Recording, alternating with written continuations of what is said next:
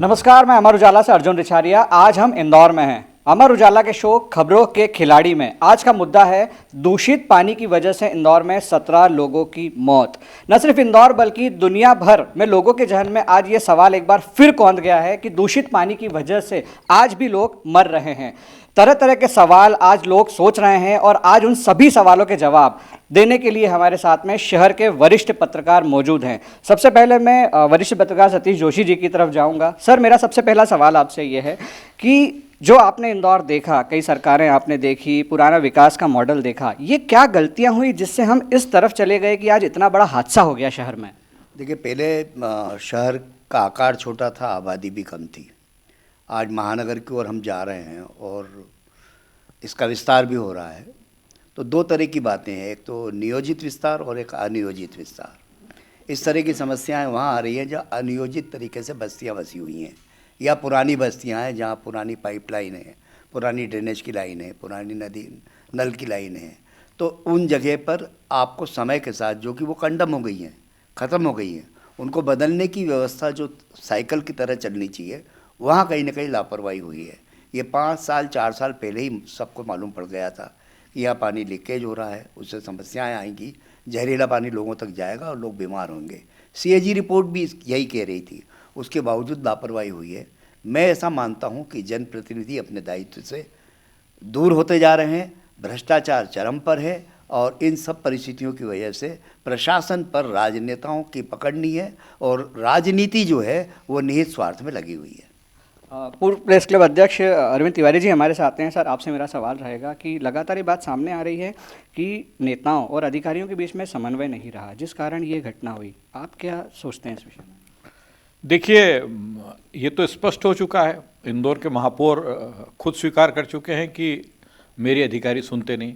और पुष्यमित्र भार्गव के, जिन्हें इंदौर की जनता ने बहुत उम्मीद के साथ इंदौर का महापौर बनाया था, 1 लाख से ज़्यादा वोट से वो चुनाव जीते थे और बहुत कम उम्र में उन्हें ये मौका मिला था इंदौर के प्रथम नागरिक बनने का। 4 निगम आयुक्त तो उनके इस कार्यकाल में बदल गए। एक अधिकारी से तालमेल नहीं जमे, बात अलग है, दूसरे से नहीं जमे, बात अलग है, लेकिन हर अधिकारी से आपका तालमेल नहीं जम रहा। हर अधिकारी की पदस्थापना के 2-4 महीने बाद ये बात आती कि तालमेल नहीं जम रहा। तो क्यों नहीं जम रहा, क्या कारण है बताइए? अभी तो मुझे लगता है जांच का विषय हो गया है कि आखिर महापौर और निगम आयुक्त के बीच में तालमेल क्यों नहीं, महापौर और नगर निगम के अफसरों के बीच में तालमेल क्यों नहीं? तालमेल होना ही चाहिए, बिना तालमेल के काम हो ही नहीं सकता। हमने तो इस शहर में कई महापौर देखे। मधुकर वर्मा महापौर बने थे, पान की दुकान चलाते थे, लेकिन लोकतंत्र की जो व्यवस्था है उसमें उनको शहर का प्रथम नागरिक बनने का मौका मिला। उस दौर में भी उन्होंने इंदौर को चलाया ना, शहर में महापौर रहे। और कभी ये बात नहीं आई कि अधिकारी मेरी नहीं सुनते। अधिकारियों के साथ देखिए, स्थानीय संस्थाओं में आपको जनप्रतिनिधियों को अधिकारियों के साथ तालमेल बनाकर तो चलना ही पड़ेगा, क्योंकि ये वर्किंग पैटर्न ही यहाँ का ऐसा है। क्योंकि वो जो पूरी हायरार्की है वर्किंग की, उसमें कहीं ना कहीं आपको उनको भरोसे में लेके चलना पड़ेगा। आपके दोनों के बीच में परस्पर तालमेल होना चाहिए। उमा शशि शर्मा महापौर बनी और सफल महापौर रही। उन्होंने कई ऐसे काम किए जो आज भी इंदौर की जनता उनको याद करती है। कृष्ण मुरारी मोघे उसके बाद महापौर बने, बहुत कद्दावर नेता थे, लेकिन 2-2, 3-3 कमिश्नर उनके ज़माने में बदले, लेकिन तालमेल चला। उसके बाद मालिनी गौड़ रही। तो तालमेल अधिकारियों के साथ क्यों नहीं होना? तालमेल तो आपको बनाकर चलना ही पड़ेगा। और देखिए, मैंने आपसे कहा ना, ये तो जांच का विषय हो गया कि आखिर आपका तालमेल क्यों, ऐसे कौन से विषय थे जिसके कारण आपका तालमेल नहीं जम पाया? आप क्या चाहते थे नौकरशाही से? आप ऐसा क्या चाहते थे नौकरशाही से कि जिसको नौकरशाही नहीं कर सकती थी, या नौकरशाही ऐसा क्या कर रही थी कि जिसको आप नहीं करने देना चाहते थे? ये तो खुलासा करना ही पड़ेगा ना, किसी पार्ट पे तो खुलासा होना ही पड़ेगा। जनता कब तक भुगतेगी? आपके और अधिकारियों के बीच में तालमेल नहीं है। अब कह रहे हैं कि मैंने तो टेंडर अप्रूव हो गया था, वो कमिश्नर, एडिशनल कमिश्नर ने दबा के रखा। फिर बात आ रही है कि महापौर ने के पास से फाइल पड़ी रही 3 महीने तक। तो इस सब का खामियाजा जनता क्यों भुगत रही है? भागीरथपुरा जैसा जो कांड हो रहा है, भागीरथपुरा में जो स्थितियां बनी, अगर ये नगर निगम के निर्वाचित प्रतिनिधियों और अधिकारियों के बीच में तालमेल नहीं होने के कारण बनी, तो ये तो बहुत दुर्भाग्यपूर्ण है। और भागीरथपुरा मामले ने तो हमारी आंखें खोल दी है। भागीरथपुरा ही नहीं, अब तो ऐसा लग रहा है कि पूरे इंदौर में दूषित पानी सप्लाई हो रहा है, और इसकी जांच होना चाहिए कहीं ना कहीं। क्योंकि भागीरथपुरा के बाद जिस तरह से जनता की प्रतिक्रिया सामने आ रही है, सोशल मीडिया पे वो फोटो भेज रही है, सोशल मीडिया पे वीडियोस भेज रही है, कैसा पानी सप्लाई। आज ही सुबह भाई राजेश गोयल ने जो है एक खंडवा रोड की किसी बस्ती का जो है वो फोटो भेजा कि वहाँ पर अभी किस तरह का पानी सप्लाई हो रहा है। कल मोरसली गली का एक फोटो आया था, अलग अलग क्षेत्रों से जो आ रही बात सामने आ रही। तो मुझे लगता है कि भागीरथपुरा के बहाने भागीरथपुरा ने हमें चेता दिया है। भागीरथपुरा के साथ साथ अब पूरे शहर की जल प्रदाय व्यवस्था के शहर में व्यवस्थित पानी सप्लाई हो रहा है या नहीं हो रहा है, इस बारे में हमको विचार करना होगा। हमारे साथ में राजेश राठौर जी भी हैं। सर, अरविंद तिवारी जी ने जैसा बताया कि तालमेल नहीं था, तालमेल की कमी थी और कई कमिश्नर बदल चुके हैं, एक दूसरे पे ढोला जा रहा है। मेरा सीधा सवाल आपसे यह है कि जिम्मेदार कौन? दोनों ही जिम्मेदार हैं, क्योंकि आप इसकी अंदरूनी तह में जाइए। मैं आपको बताता हूँ, मेरे पास कुछ पत्र हैं। जो सबसे पहला पत्र जो है पिछले साल जो है जनवरी में लिखा था, और ये जनवरी आ गई है, कमल वाघेला ने, कि मेरे यहाँ ड्रेनेज का गंदा पानी नर्मदा लाइन में मिल चुका है। कई दिनों से शिकायत कर रहे हैं हम, मेयर हेल्पलाइन पे कर चुके हैं, पब्लिक सीएम हेल्पलाइन पे कर चुकी है, लेकिन नर्मदा प्रोजेक्ट के अधिकारी यहाँ पर लाइन डालने को तैयार नहीं हैं। उसके बाद ये सिलसिला लगातार चलता रहा और लगभग 17 पत्र एक पार्षद ने एक साल में लिखे। वो पत्र सिर्फ नगर निगम कमिश्नर को नहीं लिखे थे, मेयर को भी लिखे थे, एमआईसी के प्रभारी को भी लिखे थे, बबलू शर्मा को भी, है ना, जानकारी विभाग को भी लिखे थे, और तो और यहाँ तक कि उनने ये कहा कि मैंने तो मंत्री कैलाश विर्की को भी भेजे थे सारे पत्र कि मेरे यहाँ, क्योंकि विधायक वहीं के हैं कैलाश जी। तो सवाल इस बात का उठता है कि कोई एक पक्ष दोषी है ही नहीं, और मुख्यमंत्री के आप उस दिन के जो घटनाक्रम हुआ था अधिकारियों को सस्पेंड करने का और कमिश्नर को हटाने का, उस दिन के ट्वीट पे निगाह मारिए। आखिरी लाइन बहुत ही शानदार एक है, जो आमतौर पर मुझे लगता है कि शायद देश के किसी मुख्यमंत्री ने इस तरह का नहीं लिखा होगा, जितना नॉलेज मुझे 30 साल का है, कि जनप्रतिनिधियों की भी जवाबदारी है। इसका मतलब साफ है कि मुख्यमंत्री रहते हुए मैंने अफसरों को हटा दिया, अब जनप्रतिनिधि खुद इस्तीफा दे दे। ये बहुत बड़ी बात है। किसी भी ट्वीट में, ऑफिशियल ट्वीट में यदि मुख्यमंत्री ये कह रहा है कि जनप्रतिनिधियों की जवाबदारी है, इसका मतलब साफ है कि मेयर हो, विधायक हो, पार्षद हो, सबकी जवाबदारी है। अधिकारी को हटाना मुख्यमंत्री की पावर में है, लेकिन जनप्रतिनिधियों को नैतिकता के नाते इस्तीफा देना पड़ेगा। क्योंकि सवाल इस बात का उठता है कि फाइल जब भी कोई बनती है तो वो पहले जोन से बनती है, जोन से उस विभाग के मुख्यालय में जाती है, उस मुख्यालय से एमआईसी में से जाती है, और एमआईसी में कौन सा प्रस्ताव रखना है या नहीं रखना, ये फैसला सिर्फ मेयर करते हैं, और कमिश्नर जो है प्रशासकीय सुविधाओं के हिसाब से करते हैं। जो नगर निगम का सचिव होता है वो पहले मेयर के पास सूची लेके जाता है, मेयर उसमें और भी काम जुड़वाता है, और उसके बाद वो कमिश्नर को दी जाती है। तो अभी कहीं ना कहीं अधिकारियों पे घास गिर चुकी है, लेकिन जनप्रतिनिधियों को अपने आप इस्तीफा देना चाहिए, ये आप कहना चाहते हैं? ये उम्मीद हमने करना बंद कर दी है, क्योंकि अब राजनीति बाजारवाद का स्वरूप ले चुकी है। देखिए, अब आप कामरेड होमिदा जी, है ना, प्रकाश चंद सेठी, या देशव्यापी स्तर पे माधवराव सिंधिया, लालकृष्ण आडवाणी, राजनीति के संत कैलाश जोशी जैसे नेता अब नहीं बचे, इसलिए इनसे ये उम्मीद करना बेईमानी है। हमारे साथ में वरिष्ठ पत्रकार राजेश वेल जी हैं। राजेश जी, आप प्रशासनिक और डेवलपमेंट पे लंबे समय तक खबरें लिखते रहे हैं। ये पूरा जो इंदौर का इंफ्रास्ट्रक्चर है, जो ड्रेनेज सीवरेज लाइन है, और ये सिर्फ भागीरथपुरा में नहीं, लगातार खबरें आ रही कि हर वार्ड में गंदा पानी आ रहा है। अभी अरविंद तिवारी जी ने बताया, आज सुबह भी आपने उसकी एक रिपोर्टिंग करी।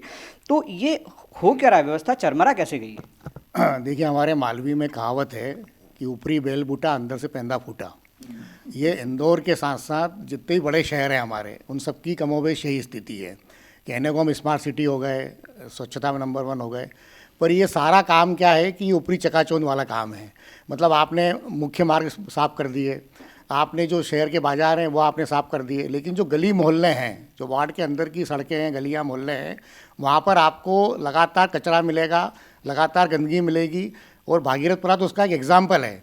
अभी शहर भर से तमाम शिकायतें आ रही है, लोग अभी हमको खुद को व्हाट्सएप कर रहे हैं, डिटेल डाल रहे हैं। ये तो एक एग्जाम्पल है कि भागीरथपुरा में इतने लोग मरे, 17 लोग मरे, और इतने लोग बीमार हुए पानी से। हकीकत यह है कि जितना भी काम है ये सब मार्केटिंग पैकेजिंग का काम है।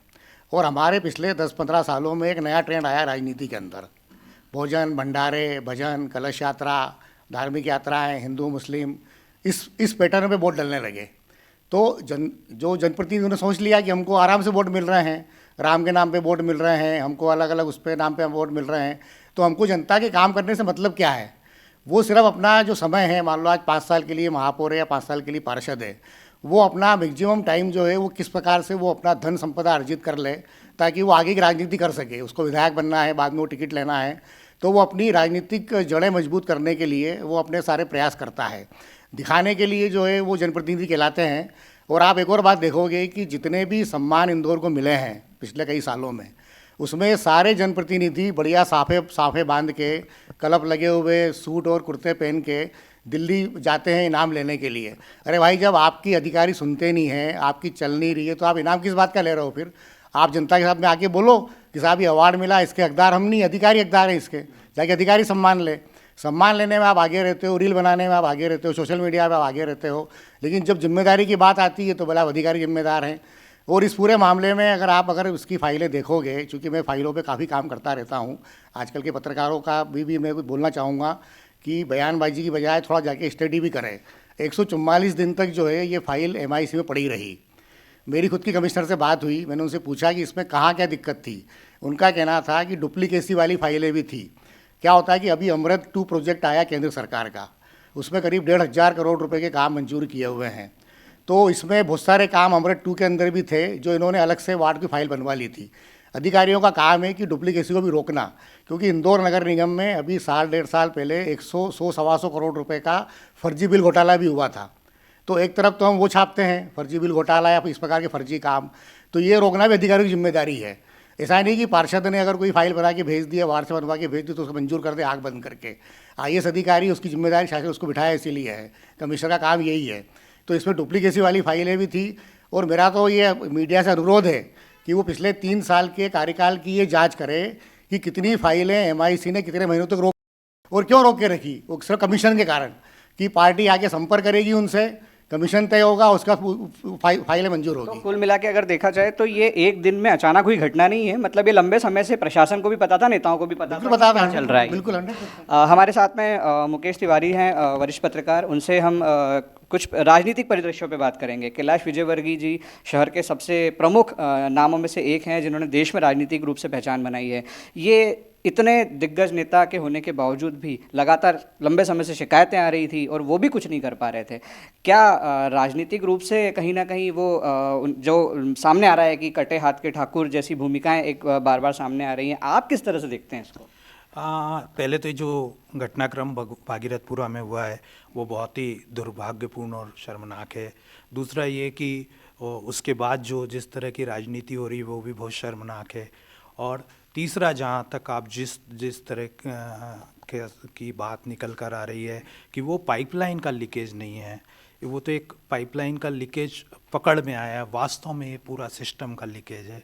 हमारा सिस्टम, हमारा तंत्र कहीं ना कहीं जो है वो सड़ गल गया है। और जैसा कि अभी हमारे पूर्ववर्ती साथियों ने कहा कि और भी पूरे शहर से इस तरह की शिकायतें आ रही हैं। दरअसल इंदौर का जो भौगोलिक स्थिति है उसमें हम आदरणीय सतीश दादा बेटे, ऐसी स्थिति है कि हमारे जो इंदौर में कभी स्वच्छ पानी नदियों में बहा करता था और वो धीरे धीरे नालों में तब्दील हो गई।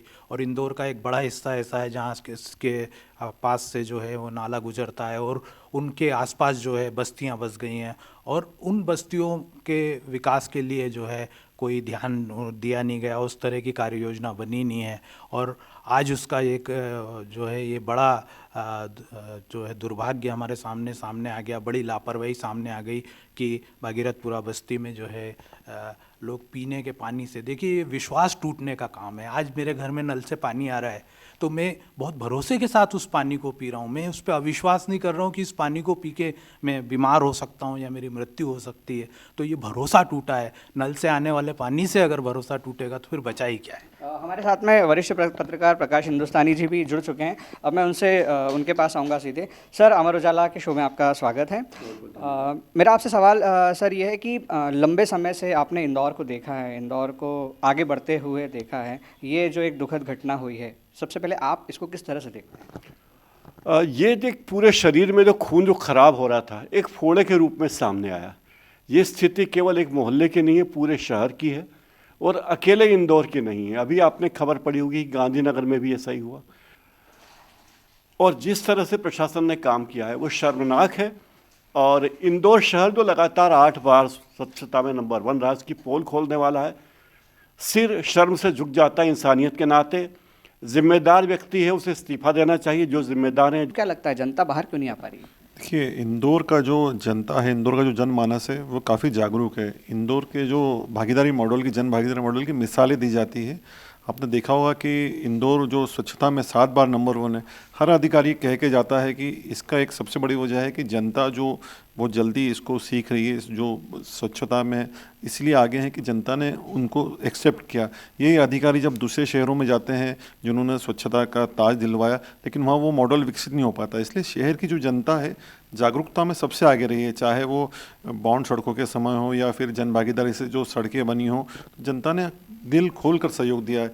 ये कि जो संस्था है इंदौर की, अच्छे अच्छे ट्रस्ट है जो वाकई समाज सेवा के काम में जुटे रहते हैं। कोरोना में आपने देखा होगा बाहर के लोग हजारों की संख्या में आ रहे थे, पैदल जा रहे थे। सबका इंदौर वासियों ने, इंदौर की संस्थाओं ने, इंदौर के लोगों ने पूरा वो किया। उस महामारी के दौर में भी उनकी सेवा में जुटे रहे। बाईपास पे लंगर लगते थे, बाईपास पे टेंट लगते थे, उनको जूते पहनाए जाते थे, चप्पल पहनाई जाती थी।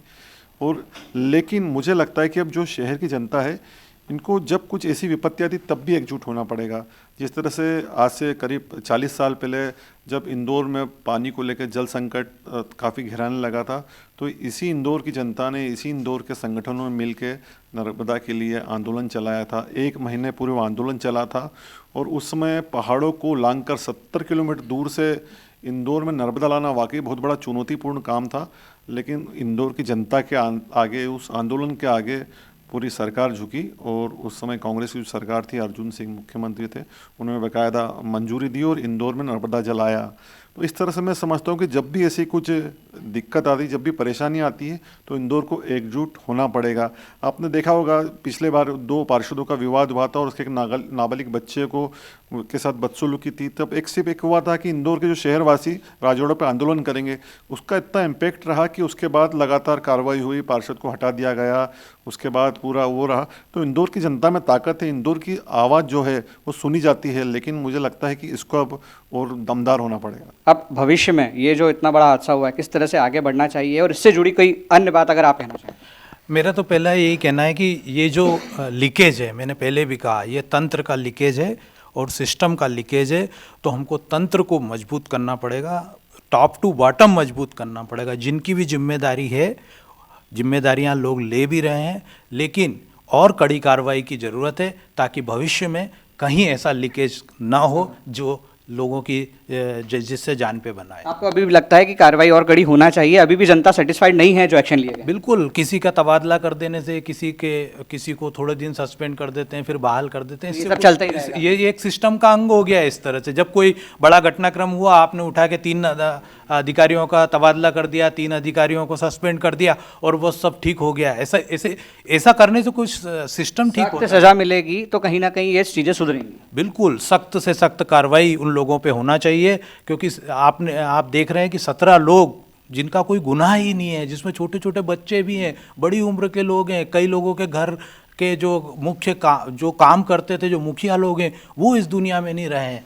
तो उनका आगे कैसे घर चलेगा? अच्छा, सजा अधिकारियों नेताओं दोनों को मिलना चाहिए? मैंने कहा कि तंत्र से जो जुड़ा हुआ है सभी उसमें सभी लोग जिम्मेदार हैं। हमारे साथ शहर के सभी वरिष्ठ पत्रकार आज मौजूद रहे और उन्होंने उन सभी सवालों का जवाब दिया जो जनता जानना चाहती है। न सिर्फ इंदौर के विकास की बातें हैं, बल्कि इंदौर के भविष्य की उन सभी बातों पर उन्होंने ये बताया कि जो बड़ी गलतियां हुई हैं वो एक दिन की गलती नहीं है कि आपको सूचना मिली और कल घटना हो गई हो। कई समय से लोग शिकायत कर रहे थे, लंबे समय तक पत्र चल रहे थे, धीरे धीरे व्यवस्था चरमराई और आज इंदौर में 17 लोगों की जान चली गई।